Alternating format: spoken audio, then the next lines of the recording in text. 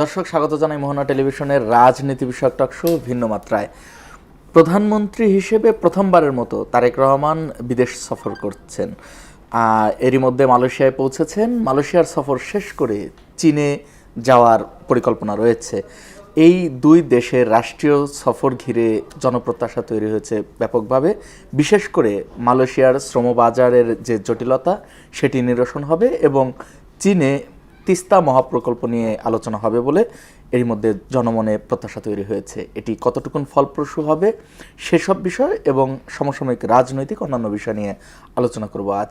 অনুষ্ঠানের পুরোটা সময় জুড়ে আপনাদের সঙ্গে আছি আমি রনি রেজা এবং আজ আলোচনা করবার জন্য স্টুডিওতে আছেন জাতীয় নাগরিক পার্টি এনসিপির যুগ্ম সদস্য সচিব SM সাইফ মোস্তাফিজ। স্বাগতম সাইফ ভাই আপনাকে। জি, আমরা যদি আলোচনা শুরু করি, প্রধানমন্ত্রী তো আজকে গেলেন, এর মধ্যে মালয়েশিয়ায় পৌঁছেছেন। আপনার কি মনে হয় কতটুকুন ফলপ্রসূ হতে পারে, আপনার প্রত্যাশা কি? প্রধানমন্ত্রীর প্রথম রাষ্ট্রীয় সফর এবং প্রথমেই তিনি আসলে মালয়েশিয়া দিয়ে শুরু করলেন। এটা আশা করছি যে একটা ফলপ্রসূ জায়গা হবে, কারণ আমাদের যে শ্রমশক্তি সেটা আসলে যেভাবে বৈদেশিকভাবে যেভাবে নেগোসিয়েশন করা হয় বা তারা আসলে যেভাবে অনেকে তো কোনো রকম ক্রাইটেরিয়া ছাড়াই চলে যাচ্ছে, অথবা যাবার পরে তারা যেভাবে সেখানে মানবতর জীবনযাপন করে বা সেখানকার তাদেরকে যেই ফ্যাসিলিটিস দেওয়া হয় গভর্নমেন্ট থেকে বা প্রাইভেটলি, অথবা তাদের যে স্যালারি কাঠামো সেটা আসলে খুবই মানবতরভাবেই তারা আসলে সেখানে স্ট্রাগল করে। তো রাষ্ট্রীয়ভাবে যদি আমাদের প্রধানমন্ত্রী সেখানে একটা ভালো জায়গা তৈরি করে আসতে পারে, পাশাপাশি আমাদের যারা স্টুডেন্টরা আছে তারা অনেকেই এখন ওই দেশগুলোর প্রতি কিন্তু তাদের একটা আলাদা জায়গা তৈরি হচ্ছে সেখানকার শিক্ষা ব্যবস্থা। যদি একটু আমি উল্লেখ করি যে মালয়েশিয়ার শ্রমবাজার একসময় বাংলাদেশের অন্যতম শ্রমবাজার ছিল মালয়েশিয়া। পরবর্তীতে বিগত আওয়ামী লীগ সময়ে একটি জটিলতা তৈরি হয়। মালয়েশিয়া খুবই অল্প টাকায় লোক নিতে চায়, কিন্তু সিন্ডিকেট তৈরি হয়ে সেখানে জটিলতা তৈরি হয়। আপনার কি মনে হয় এই জটিলতাটা কাটবে কিনা? এটির দিকে অনেকে তাকিয়ে আছে। আমি তো আশা করতে চাই যে আসলে কাটা উচিত, কারণ একটা নতুন গভর্নমেন্ট এসছে জুলাই পরবর্তী সময়ে। যে সিন্ডিকেটের সমস্যাগুলো 17 বছর ধরে ছিল, আমরা আশা করছি যে সেই সিন্ডিকেটের বলয় থেকে বের হয়ে আমাদের বর্তমানে যে সরকার আছে তারা আসলে চেষ্টা করবে আগের মতো অবস্থানে আসলে নিয়ে যাওয়ার, অথবা তার থেকেও বেটার একটা সিচুয়েশনে যেন আমরা ডিল করতে পারি। তো সেটা আমি আশা করছি এবং পরবর্তীতে তিনি ভারত এবং চীনে যাবেন সম্ভবত। তো সেই জায়গা থেকেও আমি মনে করি যে বাংলাদেশের স্বার্থ সংশ্লিষ্টতা রক্ষা করে যে কূটনৈতিকভাবে তাদের সাথে স্বার্থ সংরক্ষণ করা যায় বা সম্পর্কটা সামনের দিকে এগোনো যায়, আমি সেইটাই আসলে আশা করছি। এর বাইরে যদি আসলে আওয়ামী লীগের ক্রাইটেরিয়াতে হাসিনা যেরকম করে প্রত্যেকটা দেশে দেশে যায় দেন দরবার করে আসলে নিজেদেরকে বর্গা দিয়ে আসতো, সে তার বাইরে আসলে আমি মনে করি যে এবারকার যারা আছেন প্রধানমন্ত্রী থেকে শুরু করে তার সাথে যারা আছেন তারা সেটা আসলে আমি আশা করি যে সেই জায়গাটা আসলে রক্ষা করবেন, কারণ তিনি যে প্রধানমন্ত্রী হয়েছেন সেটা সকলের একটা আমানতের থ্রুতে হয়েছেন এবং এই এত শহীদ এত মানুষের স্যাক্রিফাইসের ফলেই যেই ম্যান্ডেটের পেয়েছেন, তো আমি মনে করি সেটা সে জাস্টিস করবেন। জি, আমরা সেই ধারাবাহিকতা নিয়ে যদি বলি, দায়িত্ব গ্রহণের পরে বিএনপি যে সংসদ সদস্য বা সরকারে যারা আছে, ক্যাবিনেটে যারা আছেন, তাদের আচরণ নিয়ে আপনার কি মনে হয় যে তারা রাইট ট্র্যাকে আছে কিনা? না, মানে সরকারের জায়গা থেকে তো রাইট ট্র্যাকে আমি মনে করি না আছে, কারণ প্রথম থেকে এই গভর্নমেন্টটা ফর্ম করার পিছনে তো আসলে মানে এটা তো একটা স্বাভাবিক কোনো একটা সরকার না যে আসলে স্বাভাবিক প্রক্রিয়াতে ইলেকশন হলো। মানে আমি যদি আমাদের সংবিধানকে ফলো করি সেই অনুযায়ী তো আমি জানি যে সেটা 2029 সালে একটা নির্বাচন হওয়ার কথা ছিল। তো কোন ক্রাইটেরিয়াতে আসলে এই নির্বাচনটা হয়েছে, কোন পরিপ্রেক্ষিতে, সেই ক্ষেত্রে জায়গাগুলো যদি আমরা ফলো করি সেখানে আমরা দেখতে পাই যে এখানে একটা বিশাল সংখ্যক জনগোষ্ঠী সাফার করেছে, একটা বড় অংশ এখানে স্টুডেন্ট ছিল, তরুণরা ছিল যারা আসলে একটা বিকল্প চিন্তা করেছিল, যারা আসলে চিন্তা করেছিল রাষ্ট্রের একটা পুনর্গঠন হবে, মেরামত হবে, সিস্টেমেটিক একটা পরিবর্তন হবে। তো ইন্টারিম গভর্নমেন্ট যখন সেই কাজটা কিছুটা অগ্রসর করে দিল এবং একটা ফরম্যাট রেডি করে এই সরকারের জন্য একটা নির্বাচন তৈরি করলো, আমরা সবাই সেখানে অংশগ্রহণ করলাম এবং জনগণও কিন্তু সেখানে জনরায় আমরা দেখলাম, গণভোটে একটা গণরায় এসছে।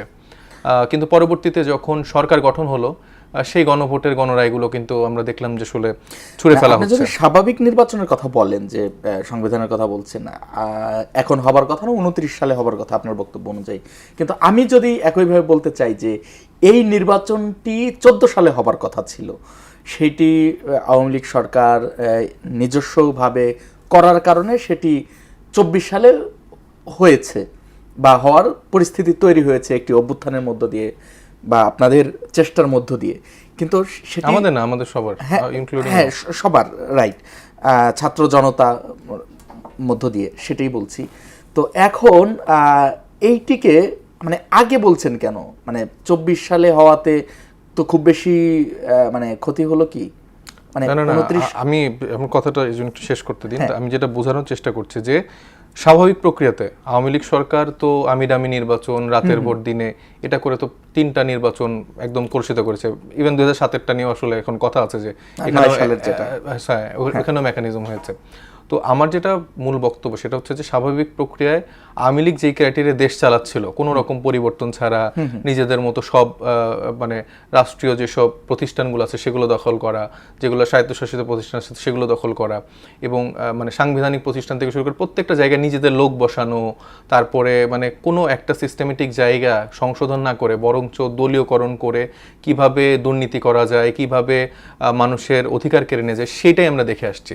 তো এই জুলাই গণ অভ্যুত্থানটা ঘটেছিল এটা পরিবর্তনের জন্য, যেটা আমরা ইন্টারিম গভর্নমেন্টের সময় তারা অনেকাংশেই সফল, অনেকাংশেই ব্যর্থ, এটা নিয়ে ডিবেট আছে।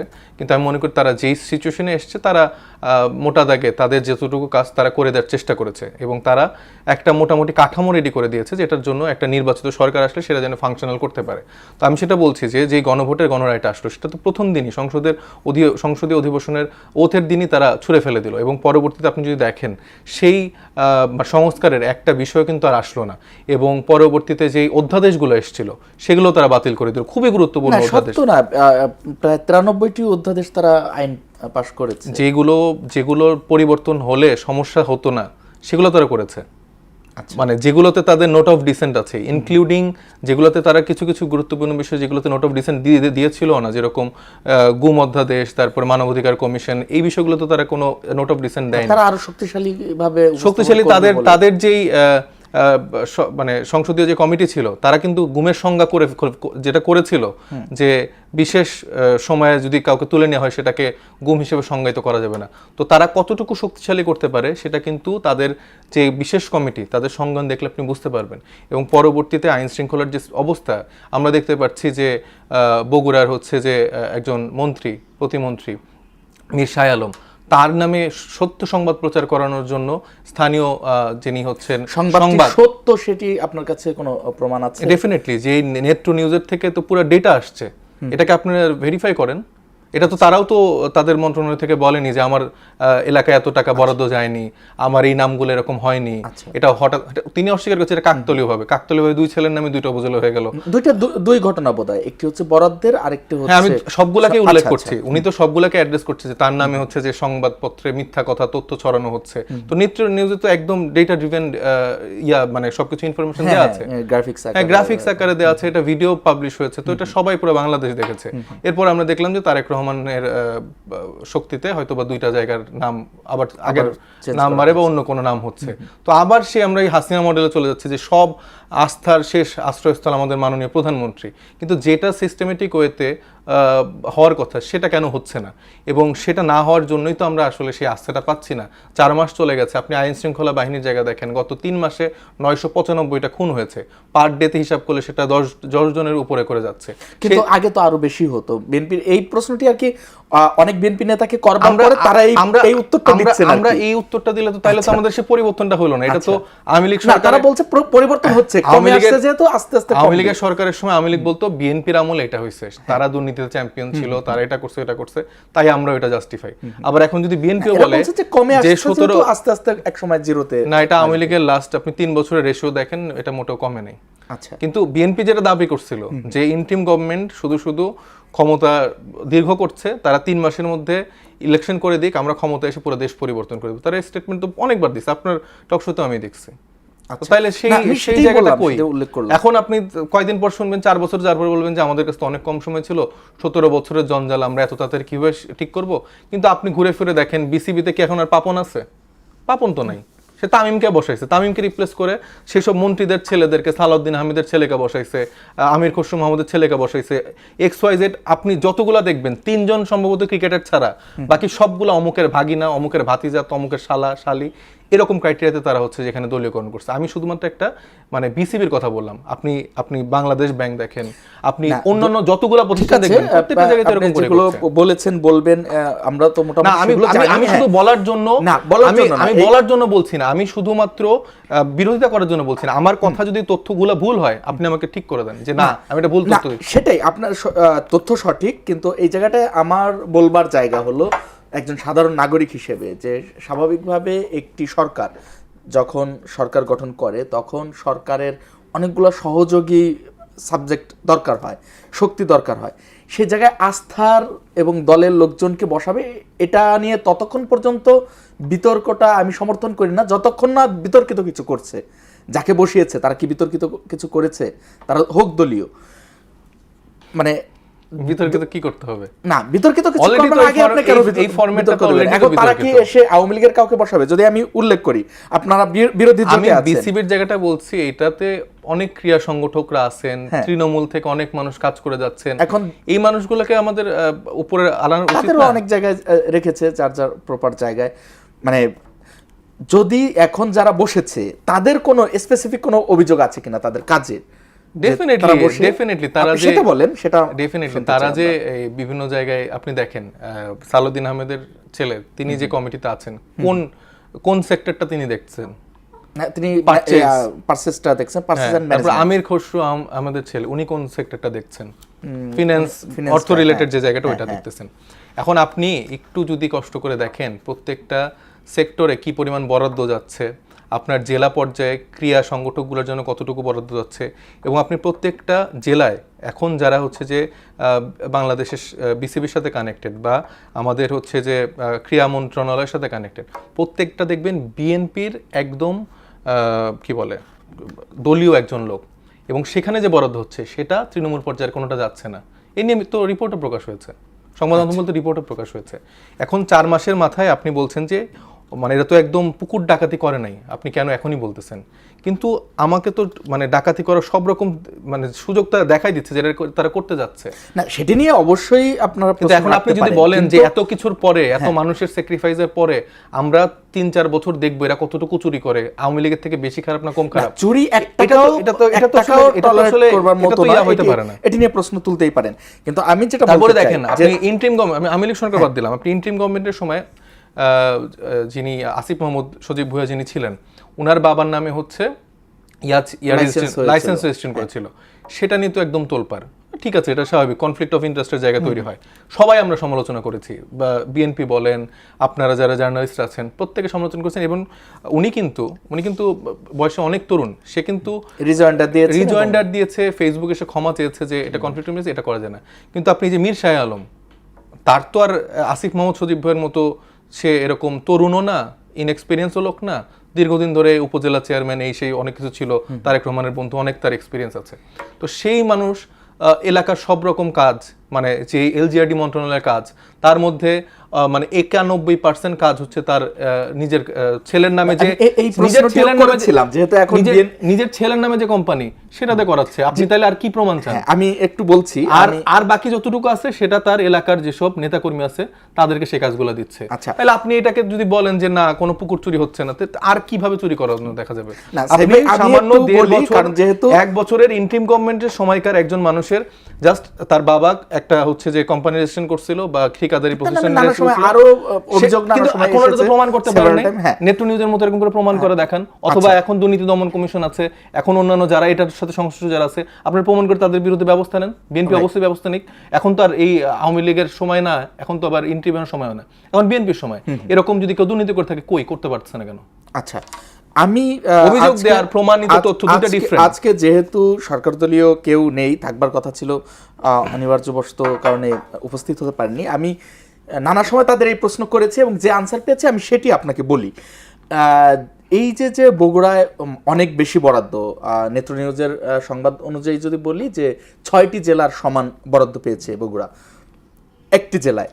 তো এর কারণ হিসেবে তারা বলছেন যে বিগত 17 বছরে আওয়ামী লীগ সরকার বগুড়া একেবারে কোনো বরাদ্দ না দিয়ে যে অবস্থায় রেখেছিল সেটাকে একটা ব্যালেন্সে আনবার জন্য হলেও একটু বেশি করে দিয়ে সব জেলাকে তো একটু ব্যালেন্সে আনতে হবে, কারণ যেখানে আপনার উঁচু আছে সেখানে তো উঁচু করার দরকার নেই। আপনার বাসা কি বগুড়া? না, আমার বাসা বগুড়া না, আমি তো আপনাকে বললাম যে দেখেন আমি বগুড়ায় যার করেছি। বাসা তার কথা স্টেটমেন্ট আমি বলি। আচ্ছা বলেন। বিএনপির যিনি এখন প্রধান মানে বিএনপি দলীয় সরকার প্রধান এবং যিনি প্রধানমন্ত্রী আছেন তারেক রহমান এটা বলছে যে যেই ক্রাইটেরিয়াতে আওয়ামী লীগ গোপালগঞ্জে বিভিন্ন উন্নয়ন বরাদ্দ বা সবকিছু থোক বরাদ্দ থেকে সবকিছু গোপালগঞ্জ কেন্দ্রিক বা দু একটা তাদের জোন কেন্দ্রিক করছে, এটা সে বগুড়াতে হইতে দিবে না। সে সব জায়গায় একটা ইকুয়াল ডিস্ট্রিবিউশন করবে। কেউ জানি বলতে পারে না যে তার জেলাতে আলাদা করে কিছু হচ্ছে। এটা ইলেকশনের আগেও বলছে, পরেও বলছে। তাহলে আপনি এখন এটা আমি জানি এটা কার স্টেটমেন্ট, আপনার নাকি? না, আমি তো আপনাকে বললাম যে স্পষ্টভাবে যে আমি এই প্রশ্ন করেছিলাম। মানে কি আর মিশাল আলমকে?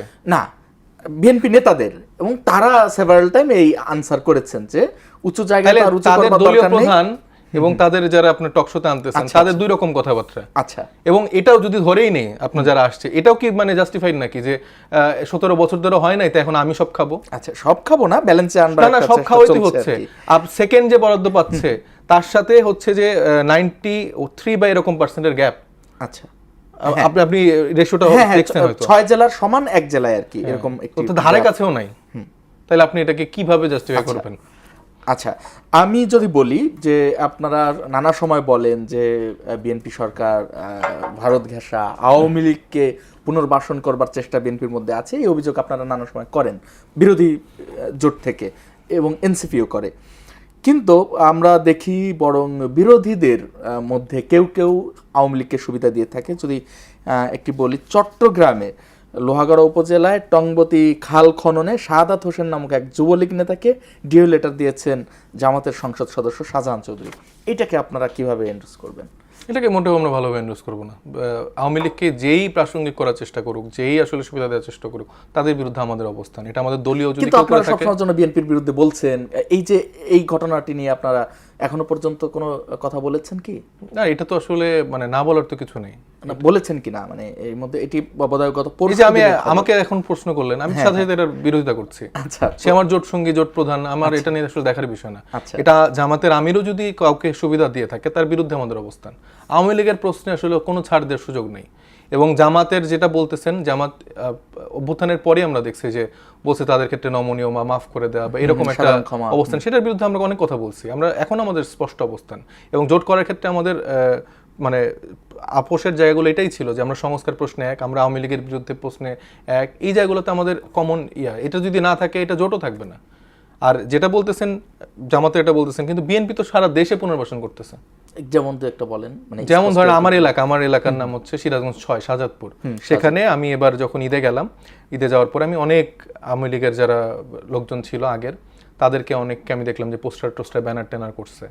এখন তো ধরেন যে মানে আওয়ামী লীগের হয়ে নাকি স্বতন্ত্রভাবে করছে? আওয়ামী লীগের তো নৌকা মার্কা এটা তো আর দিচ্ছে না, দলীয় প্রধানের যেমন দিয়ে থাকে, দলীয় প্রধানে দিচ্ছে না, তাদের ফেস ইয়া করে দিচ্ছে। কিন্তু তারা কিন্তু এই বিএনপির ইলেকশন মানে সরি আমাদের এই জাতীয় নির্বাচনের আগ পর্যন্ত তার পলাতক ছিল এলাকাতে। আস্তে আস্তে নর্মালাইজ হচ্ছে। কিভাবে হচ্ছে? আমার এলাকার মন্ত্রী হচ্ছে স্বাস্থ্য প্রতিমন্ত্রী এম এ মুহিত। আবার কিন্তু আমরা এও দেখছি যে বিভিন্ন জায়গায় যে আওয়ামী লীগ এবং যুবলীগের বিভিন্ন তাদের কার্যক্রম নিষিদ্ধ থাকা সত্ত্বেও তারা ঝটিকা মিছিল বা একটু বড় করে মিছিল করার চেষ্টা করছে বা করছে। সেখানে কিন্তু আমরা দেখছি যে বিএনপির বা যুব দলের, ছাত্র দলের নেতাকর্মীরা গিয়ে কিন্তু সেগুলো প্রতিহত করছে। আমি তো বললাম যে বিএনপি বলেন, এনসিপি বলেন, জামাত বলেন, এখানকার একটা বড় অংশ আছে যারা আসলে কোনো সুবিধা টুবিধা পায় না, বুঝছেন? যারা আসলে ক্ষমতার ভাগিদার না, ক্ষমতার কাছাকাছিও থাকে না, এরা আদর্শিক জায়গা থেকে রাজনীতিটা করে। এবং এই বিএনপির যে অংশটাকে আপনি দেখবেন যে এসে এদেরকে মারতেছে, এরা অ্যাকচুয়াল ট্রু মানে পলিটিশিয়ান। এদেরকে আপনি দেখবেন কখনো ফ্যাসিলিটেট করবে না। করবে কারে? এ লন্ডনে হচ্ছে যে অনেক দিন তারেক রহমানের আশেপাশে চাটুকারিতা করছে, তার সেবা শুশ্রূষা করছে, অথবা অন্য কোনো দেশে ছিল। আপনি দেখবেন সব এই মানে নতুন করে আশা লোকজনকে বিএনপি এখন অ্যাকোমোডেট করতেছে। কিন্তু যেই মানুষগুলো 17 বছর ধরে বিএনপি তৃণমূলে কষ্ট করে রাজনীতিটা করে গেছে, গুমখুনের শিকার হয়েছে, নানা রকম মানে মামলা হামলার শিকার হয়েছে, তারা সব জায়গায় সাফার করতেছে। তারা বিএনপি কিন্তু এই বছর নমিনেশন দেওয়ার সময় বলেছে নির্বাচনের আগে যে যারা সাফার করেছে বিগত দিনে, আপনি মন্ত্রিসভাটা দেখেন না, তাদেরকে আপনার মন্ত্রিসভায় আপনি বলেন যে এই মীর শাহ আলম 17 বছর, আমি তো চিনতাম না ওনাকে। না, উনি তো ছিলেন, দেশেই ছিলেন। উনি কোথায় ছিলেন? উনি বগুড়াতেই ছিলেন, মানে নির্বাচনও করেছেন। বিএনপির কোন রকম আমি অ্যাক্টিভিটিস বা কোন রকম আন্দোলন সংগ্রাম আমি তাকে দেখিনি। আচ্ছা, আমি ডক্টর এম এ মুহিতকে আমি কখনো দেখিনি। আমার বাড়ি তো সাজাদপুর, আমি ওনাকে কখনো দেখিনি। ওনার বাবার নাম জানি, ওনার বাবা হচ্ছে মন্ত্রী ছিলেন, এইটুকু। তাকে আমি কখনো দেখিনি। ইভেন সবচেয়ে ইন্টারেস্টিং ব্যাপার, আপনি এটা একটু খোঁজ নিয়ে দেখতে পারেন, ডাক্তার এম এ মুহিতের নামে সিঙ্গেল কোনো মামলা নাই। আচ্ছা, আপনি সিরাজগঞ্জের মতো এলাকায় এই নাসিম থেকে শুরু করে এরকম বড় বড় মানে মনস্টারওয়ালা যে এখানে নেতারা আছে, সে এলাকায় আপনি রাজনীতি করছেন, আপনার নামে কোনো মামলা নাই। আচ্ছা, আপনি রুল রিজভি থেকে শুরু করে বিএনপির যে অ্যাকচুয়াল ত্যাগী নেতাগুলো দেখবেন, যারা হচ্ছে যে ভারতের এন্টি ইন্ডিয়ান, এগুলো দেখবেন কোনো ভালো গুরুত্বপূর্ণ মন্ত্রণালয় নাই। উপদেষ্টা করে রেখেছেন, উপদেষ্টাকে তো সমালোচনার পরে রাখা হয়েছে। আচ্ছা, আমরা শুনছিলাম আলোচনা, সাইফ মুস্তাফিজ বলছিলেন নানা বিষয় নিয়ে। আমি এ পর্যায়ে জামাতের আমিরের একটি বক্তব্য আপনার দৃষ্টিগোচর করতে চাই। সেটা হচ্ছে, তিনি বলেছেন আরেকটি অনিবার্য বিপ্লবের প্রস্তুতি নিতে হবে আমাদের। তিনি কিভাবে বলেছেন সেটি তিনিই ভালো জানেন। আপনি একজন বিপ্লবী হিসেবে, অভ্যুত্থানের অগ্র সৈনিক হিসেবে সেই প্রয়োজনীয়তা আবার দেখেন কিনা? আমি আসলে চাই না যে আবার, মানে দেখেন, আমরা মানে অনেক ক্ষেত্রে অনেক ট্রমাটাইজড একটা জেনারেশন বলা যায়। কারণ যে পরিমাণ রক্ত আমরা দেখেছি, যে পরিমাণ মায়েদের আহাজারি, বাবাদের আহাজারি, বা এই দৃশ্যগুলো আমরা আসলে দেখতে চাই না।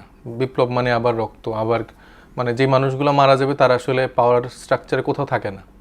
আপনি দেখেন আবু সাইদ থেকে শুরু করে ওয়াসিম বা যারাই আসলে সামনের থেকে যে মানুষগুলোর নাম আমরা অনেক জেনেছি, কিন্তু নাম না জানাও কিন্তু অনেক মানুষ আছে। এরকম অনেক মানুষ আছে যাদের হাত নেই। আতিকুল গাজী নামে একজন ছেলে আছে আমার পরিচিত। তো ওর বয়সই আর কতটুকু, সে তার হাত নেই, পা নেই। তারপরে এরকম এই বাচ্চাগুলা, এই মানুষগুলার কখনো তারা প্রধানমন্ত্রী হওয়া, এই যে ক্ষমতার ভাগ বাটোয়ারা, এই বরাদ্দ, এইটা সেটা, এগুলোর মধ্যে কখনোই ছিল না। ফেম, তারা সত্যিকারের অর্থে বাংলাদেশের একটা পরিবর্তনের জন্য সামনে নামছিল, সেই বিপ্লবের একটা অংশীদার হয়েছিল। আমরা অনেক স্বার্থপর, মানে আমি নিজেকে ইনক্লুড করে বলছি, আমরা তো ক্ষমতার লোভ করছি। আমি ইলেকশন করছি, আমার মনে হয়েছে আমার পাওয়ার স্ট্রাকচারে যাওয়া উচিত। বা এনসিপির জায়গা থেকে বলি, বিএনপি জামাতেদেরকে বাদে দিলাম, এরা তো ক্ষমতা লোভী সবসময় ছিলই। আমরাও ক্ষমতা লোভী, মানে আমাদের ক্ষমতা লোভের জায়গাটা আমরা হয়তো চেয়েছি যে আমরা একটা পরিবর্তন আনতে চাই। সেটা কতটুকু পারছি, কতটুকু হচ্ছে আমি জানি না, কিন্তু আমরা চেষ্টা করছি। আমার মনে হয় যে অনেক ব্যর্থতার দায় আমাদেরও আছে। কিন্তু নতুন করে আরেকটা মানে অভ্যুত্থান বা বিপ্লব আসলে আমি ব্যক্তিগতভাবে চাই না। আমি আর কোনো আসলে রক্তপাত, আবার নতুন করে মানুষের আহাজারি, মা বাবার দুঃখ কষ্ট, এগুলো আমি দেখতে চাই না। কিন্তু এই ধরনের বক্তব্য এত আর্লি টাইম, না, বক্তব্যটা রং আমি সেটা বলছিও না। কারণ হচ্ছে যে ওই যে যেটা বললাম যে এটা তো একটা নর্মাল সরকার না, তাদের উপরে অনেক দায় ও দায়িত্ব জায়গা ছিল, যে তারা আসলে একটা পরিবর্তন বা তারা ওই ম্যান্ডেটটা নিয়ে আসছিল। জুলাই গণঅভ্যুত্থানের, জুলাই সনদের এই সংস্কার, সেই জায়গা থেকে তারা যেহেতু সেই রিফর্মগুলো করছে না, সেই পরিবর্তনটা আনতে পারছে না, বা আমাদের সেই আগের ক্রাইটেরিয়া, আমার মনে হচ্ছে যে আমরা একটা মানে আওয়ামী লীগের সরকার থেকে জাস্ট কিছু নতুন ফেসের মাধ্যমে ট্রান্সফার করলাম। তো আপনার কাছে সেই জায়গা থেকে তো আমরা বিএনপি সরকার এসেই জনগণের সুবিধাগুলো বেশি বিবেচনায় নিয়েছে। বলেন যেমন, যেহেতু এই যে ফ্যামিলি কার্ড গুলো, তারপরে ফ্যামিলি কার্ডের বরাদ্দ কই থেকে হচ্ছে, এই যে বাজার নিয়ন্ত্রণে রাখা, এই বিষয়গুলো। আচ্ছা, আমি একটু আপনাকে কোশ্চেন করি, ফ্যামিলি কার্ডের বরাদ্দ কই থেকে হচ্ছে? অবশ্যই রাজস্ব থেকে। এই ফ্যামিলি কার্ডের জন্য যে বরাদ্দটা ছিল এইবারের যে বাজেট, তার আগে সেই বাজেটের জায়গা থেকে, সেই সোশ্যাল সেফটি নেটের জায়গা থেকে তখনও কি বরাদ্দটা হতো না? এটা কি ফ্যামিলি কার্ডের নাম ছিল না? কিন্তু আপনার এই যে ভিজিএফ কার্ড, তারপরে বয়স্ক ভাতা কার্ড, বিধবা কার্ড, এই কার্ডগুলো ছিল না? না, এই কার্ডগুলো ছিল, কিন্তু সেই কার্ডগুলো মানুষগুলোকে আগে যে দলীয়করণ ছিল, এখন দলীয়করণ হচ্ছে না। এখন তো কার্ডের, ফ্যামিলি কার্ডের প্রলোভন দেখিয়ে ধর্ষণ, তারপরে বিভিন্ন জায়গায় কার্ডের পার্সেন্টেজ দিয়ে বিক্রি করা, এই ঘটনাগুলো তো নিউজ মাধ্যমে আসছে। এই ধর্ষণ করছে, মানে এটা তো আমি, তারাও বলে যেমন আপনাদেরও তো চট্টগ্রামে একজনের বিরুদ্ধে হেনস্থার অভিযোগ, যৌন হয়রানির অভিযোগ পাওয়া গেছে, নিশ্চয়ই এটা তো দল শিখিয়ে দেয়নি, আপনারা ব্যবস্থা নিয়েছেন। সেই যে ধর্ষণ করেছে তার বিরুদ্ধে অভিযোগ, এটা তো এখনো কোনো প্রমাণিত কোনো বিষয় না, কিন্তু এই রিপোর্টগুলোটা তো প্রমাণিত বিষয়। এটা তো মানে অভিযোগ যে দেখেন, আপনি কিন্তু যিনি হ্যারাসমেন্টের শিকার হলেন দুইটা ভুক্তভোগী স্টেটমেন্ট দিচ্ছেন। ধরেন এখন আমার বিরুদ্ধে যদি কেউ প্ল্যান করে, সে তো এসে এরকম কাজ করতে পারে। আমার কথা হচ্ছে যে রাষ্ট্রের তো অনেকগুলা সিস্টেমেটিক জায়গায় প্রতিষ্ঠান আছে, তারা যে সেই জিনিসগুলো জাস্টিফাই করবে। তো সেটা না হলে আপনি এখন আমাকে বললেন ভাই আপনি চোর, আপনি বললে কেমন চোর যাবেন? আপনি একটা সংবাদ সম্মেলন করে আমাকে চোর বলে দেন, প্রমাণিত হলে অবশ্যই সেটা নেওয়ার কোনো ইয়া নেই। একজন যদি ধর্ষক হয়, হেনস্থা করে, তার সর্বোচ্চ শাস্তি আমি দাবি করি। আপনি একটু আগে বললেন যে আপনাদের বিরুদ্ধে এটা অভিযোগ আসছে, আসিফ মাহমুদের নামে আরো অনেক অভিযোগ আসছে। হ্যাঁ, আসিফের নামে অভিযোগ আসছে, নাহিদের নামে অভিযোগ আসছে, মাহফুজের নামে অভিযোগ আসছে, তরুণদের সবার নামে তো অভিযোগ আসছে। প্রমাণিত কয়টা হয়েছে বলেন? কেন করতে পারলেন না? সেটাই অভিযোগ দেওয়াটা খুব ইজি। মানে এই জুলাই গণ অভ্যুত্থানটা বা তরুণদেরকে ব্যর্থ করার একটা মেগা প্রজেক্ট ছিল এই অভিযোগগুলো দেয়া। যে আপনাদের কথায় কথায় টক শোতে বা যারা আমাদের সমালোচক থাকেন, ওরা তো দুর্নীতিগ্রস্ত, ওরা তো অনেক টাকার মালিক হয়ে গেছে। আপনারা সবার জায়গাগুলো চেক করেন। এরা আবার আসছিল যে পরিবর্তনগুলো কি আপনি দেখতে পান না যে আগে যারা, না আমি শেষ করি, আসিফ মাহমুদ, মাহফুজ, এরা হচ্ছে যে ক্ষমতা ছেড়ে বিদেশে পালায় যাবে। কই ভাই, ওরা তো সব দেশে আছে। আমার সাথে তো আজকেও দেখা হলো, ওরা পালাচ্ছে না। না পালাচ্ছে না, ক্ষমতার সঙ্গেই তো আছে। কিভাবে ক্ষমতার সঙ্গে আছে? আসিফ কিভাবে ক্ষমতার সঙ্গে আছে? অবশ্যই সে এনসিপির গুরুত্বপূর্ণ দায়িত্বে আছে। ভাই আমরা বিরোধী দল, তাও হচ্ছে যে জামাতের সাথে যুক্ত আছে। অনেকে তো বলে যে জামাতের চেয়ে আপনারা বেশি ভূমিকা রাখছেন। প্রত্যেকটাতে যদি আপনারা একটা করে কথা রেখে দেন, আপনি এই ছাড়ার আগেই বলতেছিলেন যে এরা পালাই যাবে, কারণ অনেক দুর্নীতিগ্রস্ত, টাকা রাখার জায়গা নেই। তো কই ভাই, ওরা তো দেশেই আছে। ঠিক আছে, এটা তো এই অভিযোগগুলো কোনটা আপনারা প্রমাণ করতে পারেন না, কিন্তু বিএনপির প্রত্যেকটা জায়গা প্রমাণিত নিউজ মাধ্যমগুলোতে আসছে।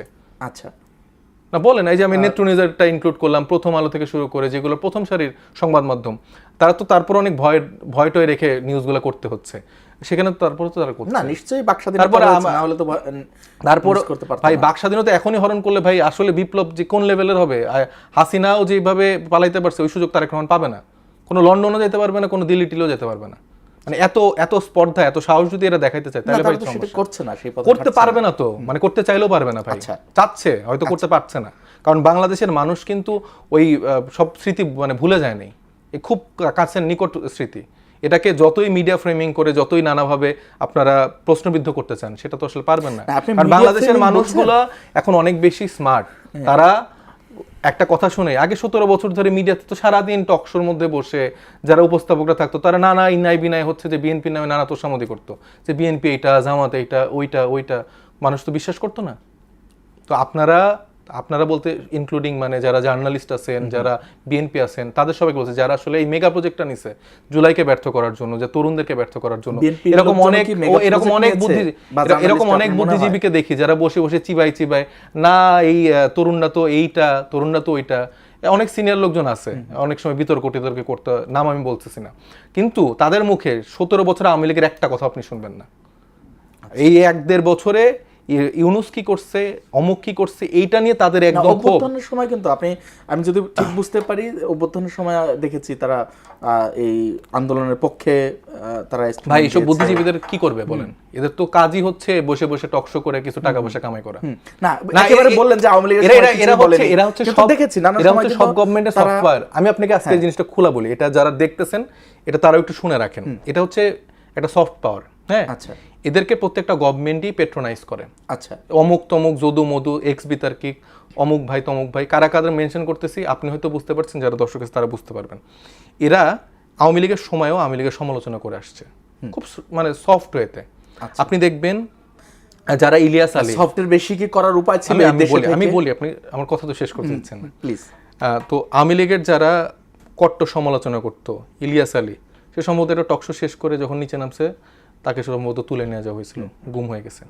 এরকম বিএনপির অনেক নেতাকে আমি চিনি যারা এরকম সিচুয়েশন দিয়ে গেছে। এরকম অনেক স্বতন্ত্রভাবে যারা ফাংশন করার চেষ্টা করছে, তারা বিদেশে পালাইতে হয়েছে বা দেশেও আসলে ফাংশন করতে পারে না বা মেরে ফেলছে। কিন্তু কিছু এরকম বুদ্ধিজীবী, কিছু এরকম লোকজন ছিল যারা পুরোটা আওয়ামী লীগ সময় অল্প সমালোচনা করে আমরা দেখে খুশি, ওফ মানে শেখ হাসিনার বিরুদ্ধে কেউ কিছু একটা বলছে, মানে এটা আমরা কোনো টকশো দেখলাম খুশি হয়ে যেতাম, তখন একটু বোকা ছিলাম। কিন্তু এরা দেখবেন এরকম করে বয়ান উৎপাদন করে গেছে। আবার জুলাইতে যখন সময় আসছে, যখন দেখতে সিচুয়েশন একটু ডিফারেন্ট, তখন তারা আবার একটু না এই ছাত্রদের পক্ষে আমাদের অবস্থান নেওয়া উচিত, এই সরকার ঠিক করছে না, এইটা বলে তারা এখন যেটা বলে যে আমরা তো জুলাইতে শেখ হাসিনার বিরুদ্ধে দাঁড়াইছি, এই যে তাদেরকে হালাল করে ফেলো যে জুলাইতে গভর্নমেন্টের এগেন্সে দাঁড়াইছে। তারপরে তারা জুলাই পরবর্তী ইন্ট্রিম গভর্নমেন্টের সময় পুরাটা সময় দেখেন তারা যেই ভাষায় ইন্ট্রিম গভর্নমেন্টকে সমালোচনা করছে, যেই ভাষায় তরুণদেরকে সমালোচনার জায়গা কি ছিল না? ডেফিনেটলি ছিল, কিন্তু আপনি কি এই 17 বছরের জঞ্জালে ভরা একটা সরকারের ব্যবস্থাকে যখন একটা সরকার ব্যবস্থার মধ্যে নতুন একজনকে দিয়ে দেন এবং ভিতরে কি আপনি আমল পরিবর্তন তো করতে পারেন? 17 বছর ধরে একটা মানুষ সব দলীয়করণ করে রাখছে, আপনি চাইলে কি এখন সচিবালয় পুরো পরিবর্তন করে ফেলতে পারবেন? আমাকে আপনি মিনিস্ট্রি দিয়ে দিলেন, কিন্তু আমার সব সচিব আওয়ামী লীগের লোকজন, গোপালগঞ্জের লোকজন, আমি তো এখন চাইলে তাদেরকে মেরে ফেলা ছাড়া তো আমার ওয়ে নাই নতুন করে রিশাফল করা। কেন অনেককে তো বাধ্যতামূলক ছুটিতে পাঠানো হয়েছে। সেটা ভাই খুবই কম। যেটা বললাম, পরবর্তী আপনি দেখবেন এই লোকগুলা সারাদিন হচ্ছে যে মুন্ডুপাত করতো, এই ইউনিস খারাপ, এই তরুণরা খারাপ, আসিফ খারাপ, নাহিদ খারাপ, সাইফ খারাপ, অমুক খারাপ, আমরা সবাই খারাপ, এবং জুলাই হচ্ছে যে একটা খারাপ কিছু, এবং এটা একটা পুলিশ মারার প্রজেক্ট, এরকম একটা ন্যারেটিভ তারা আস্তে আস্তে দিচ্ছে।